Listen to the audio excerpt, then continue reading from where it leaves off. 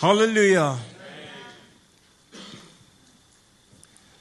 So, the Church of the Living God is not intended to be led by men.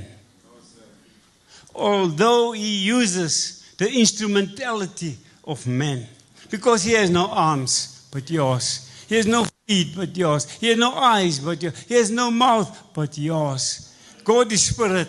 And therefore we will worship him in spirit and in truth. And when we do that, God, amen, brother, he embodies himself, amen, in that individual.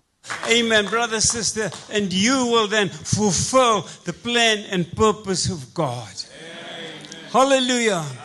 So I want to tell the church that we need this man amongst us. Yes, but ultimately, this church is led by the Holy Spirit. Amen.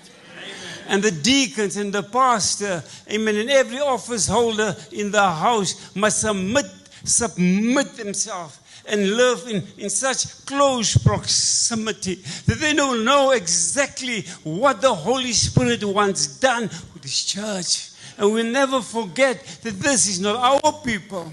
Saul at one stage thought it's his people. Amen. But David remembered this is God's people.